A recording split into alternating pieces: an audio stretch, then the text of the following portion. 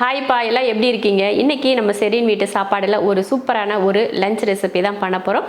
அதுவும் ரொம்ப ஈஸியான ஒரு முறையில் ஒரு லஞ்ச் ரெசிபி வாய்க்கு ருசியாக பண்ண போகிறோம் அப்படின்னு தான் சொல்லணும். ஏன்னா நம்ம ஒரு சில நாள் வந்து ஒரு மாதிரி சோம்பேறியாக இருப்போம், ஒரு மாதிரி ஏதாவது சுருக்குன்னு சாப்பிட்ணும், இல்லை புளிப்பாக சாப்பிட்ணும், இந்த மாதிரியெல்லாம் யோசிக்கிறப்போ என்ன பண்ணுவோன்னா, அதாவது வாய்க்கே நல்லா இல்லைன்னா ரசம் வச்சு சாப்பிடுவோம்.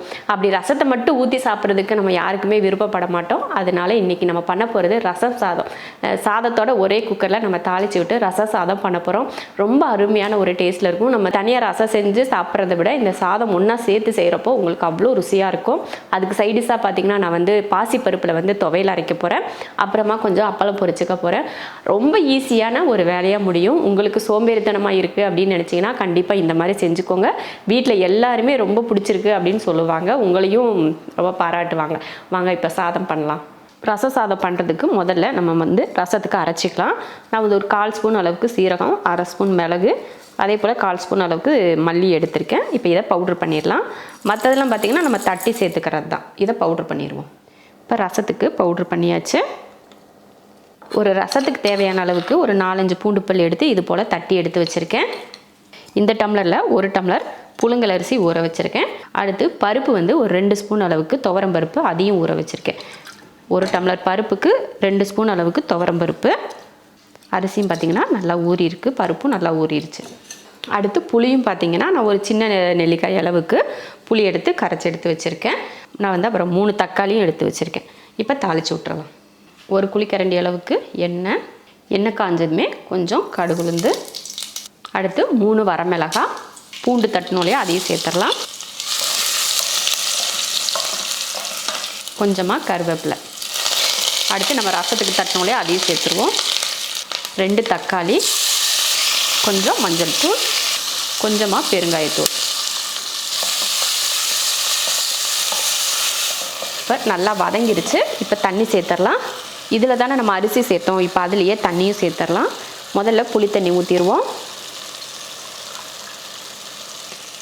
1 2 3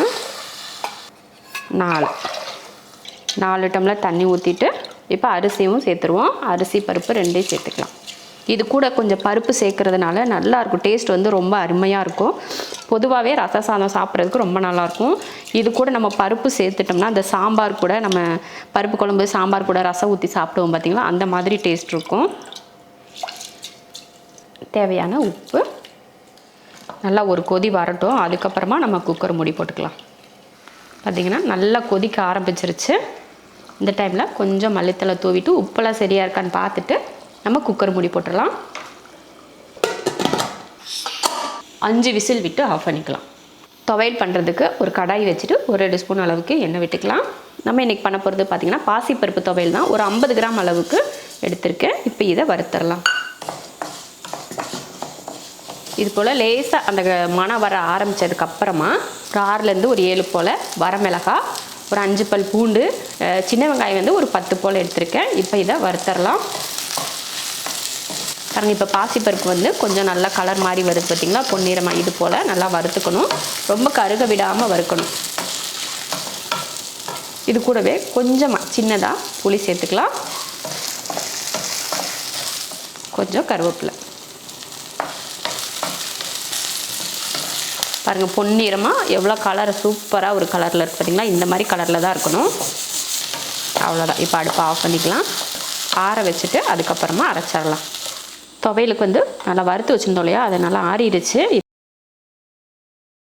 தேவையான உப்பு, அடுத்ததாக பார்த்திங்கன்னா தேங்காய் துருவல். நம்ம கையில் ஒரு கையளவுக்கு தேங்காய் துருவல் வந்து வறுக்கக்கூடாது, வறுக்காமல் அப்படியே பச்சையாகவே போட்டு அரைக்கணும்.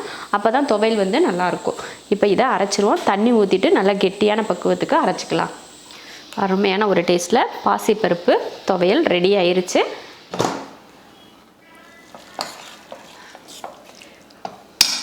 கொஞ்சமாக கலந்துட்டு கொஞ்சம் மல்லித்தலையும் தூவிக்கலாம்.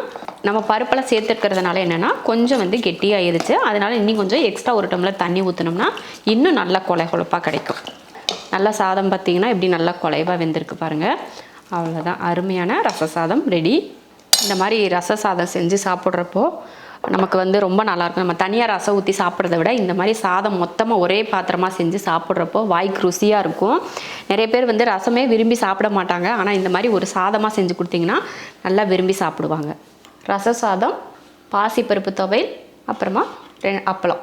இதுதான். இது வெறும் அப்பளத்தை தொட்டு சாப்பிட்டா கூட ரொம்ப நல்லாயிருக்கும். ஆனால் எக்ஸ்ட்ரா ஒரு துவையல் அரைச்சிட்டு இந்த மாதிரி ஒரு அப்பளமும் பொரிச்சுக்கிட்டோம்னா ஒரு மதியம் லஞ்சுக்கு வந்து செம்மையாக இருக்கும். ஒரு சோம்பேறியாக இருக்கிற ஒரு நாளில் கூட இந்த மாதிரி நீங்கள் ஒரு சாதமாக செஞ்சு சாப்பிட்லாம். சூப்பராக இருக்கும். அருமையான ஒரு ரச சாதமும் அதுக்கப்புறமா பார்த்திங்கன்னா துவையலும் ரெடி ஆகிடுச்சு. சுட சுட இந்த மாதிரி ரச சாதம் செஞ்சு நம்ம ஒரு கிண்ணத்துலேயோ இல்லை ஒரு தட்டிலையோ போட்டு சாப்பிட்றப்போ அவ்வளோ அருமையாக இருக்கும் நமக்கு சாப்பிட்றதுக்கு.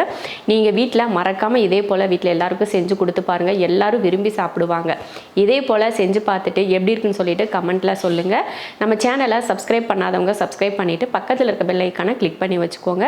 அப்போ தான் நான் போடுற வீடியோவோட நோட்டிஃபிகேஷன் உங்களுக்கு வரும். டெய்லி நம்ம போடுற மெனுவை நீங்கள் பார்த்து சமையல் பண்ணலாம்.